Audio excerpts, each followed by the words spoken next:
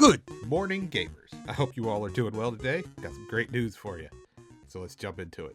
Tekken 8 DLC rises from the volcano. The Year of Shadow continues. Legacy of Kain, finally remastered. Monster Hunter Collab Mania. Terry Bogard hits the streets. And California bans Etailers from using the word buy? All this and more on Game News Now.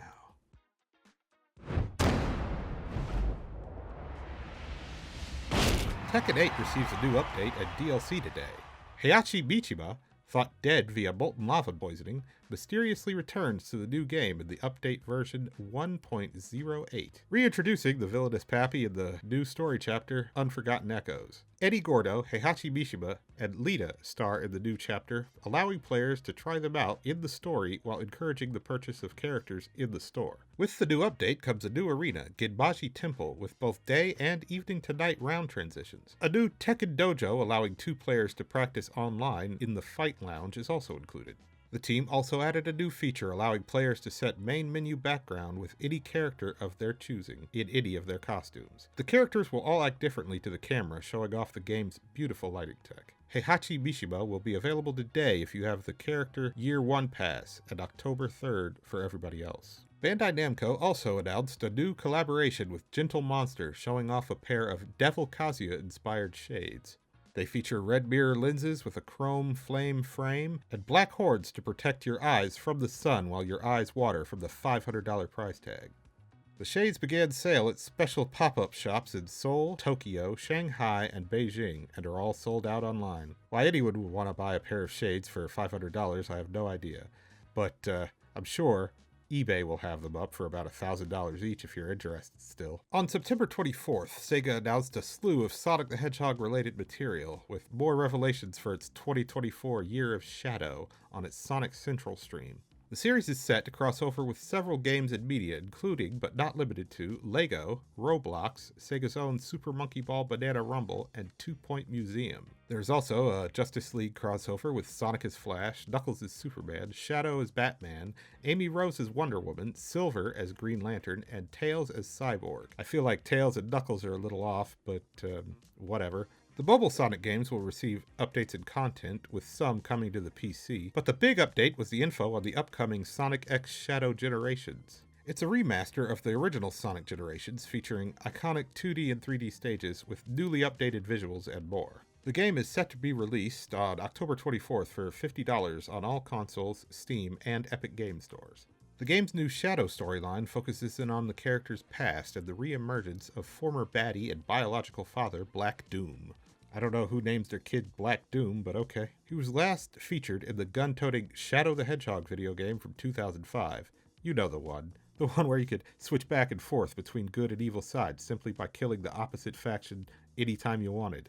How edgy. There will also be a DLC Sonic the Hedgehog 3 movie pack, including a new level inspired by the movie and featuring Keanu Reeves' voice as Shadow, which is to be released on December 12th. This is all leading up to the Sonic the Hedgehog 3 movie set to release on December 20th.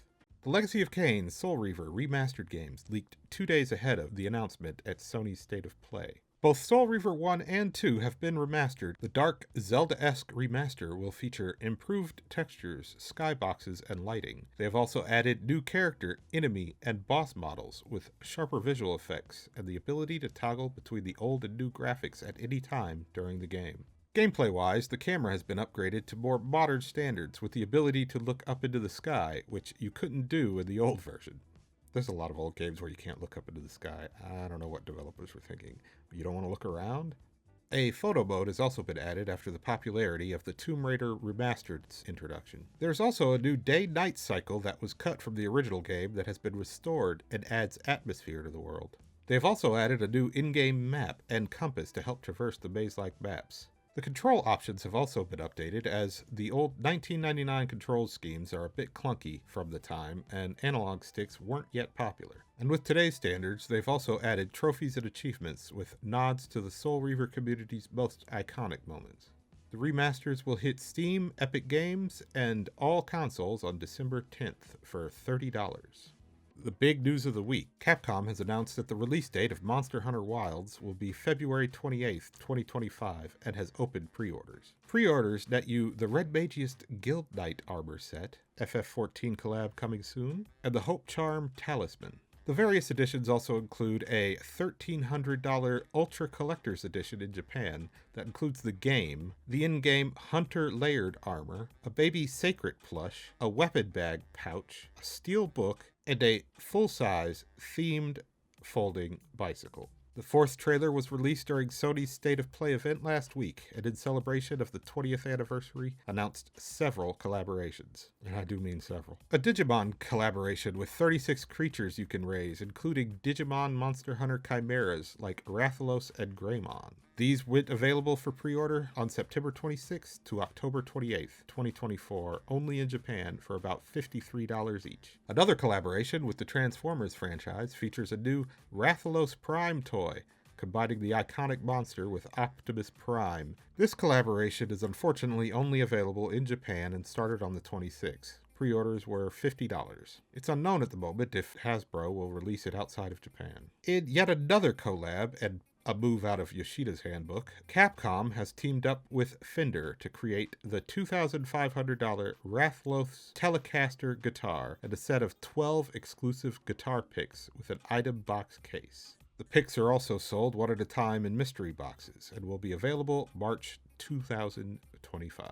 And finally, in the most expensive collab, they teamed up with Ducati to create 20 limited edition motorcycles on sale from October 5th to December for $18,105. Now, I have no idea if it's available in the US, but I really doubt it. I don't know who would buy this. It does look awesome, though. In more fighting game and Capcom news, a new challenger has found his way into the streets. Terry Bogard has been added to the Street Fighter VI roster, donning his iconic hat of the SNK game of the same name. Terry retains his Fatal Fury moveset and is an all-arounder at any range. Terry joins alongside the new stage Pow Pow Cafe 6, complete with Easter eggs and Fatal Fury cameos. Next up in the characters to be added to the game will be Elena from Street Fighter III and Mai Shiranui from the Fatal Fury series. Terry and Mai have not been in a Capcom fighting game since Capcom vs. SNK. Meanwhile, over at SNK, on September 26, Kid Masters and Chun-li have been announced as DLC characters in the new Fatal Fury City of Wolves game. Kid will be joining the game in summer of 2025, while Chun-li will arrive in the winter. And finally in the news, Governor Gavin Newsom of California has signed Bill AB 2426 into law. This law is the first of its kind to combat the trap of selling digital goods including ebooks, games, movies, and music, then removing them from the accounts that bought them later. In the bill, digital storefronts are banned from using words like buy or purchase unless the company tells the buyer that they are not getting unrestricted access to the item. The buyer must be informed that they are receiving a revocable license to use the item, as well as a list of restrictions to its use with a fine for false advertising. This law, of course, does not affect any stores that sell physical media or online stores that permanently allow access to people that have purchased it. This problem became most evident in 2023 after Sony threatened to remove all Warner Bros. Discovery content due to licensing arrangements, and the infamous Ubisoft The Crew debacle when they removed the game because they didn't want to renew a license, making it unplayable because it was an always online experience, making existing copies unplayable. Ubisoft offered refunds, but it was a 10-year-old game and few players probably applied. And that's all I've got for you. Next up, a look at the releases for the week ahead. Have a great day and play some games.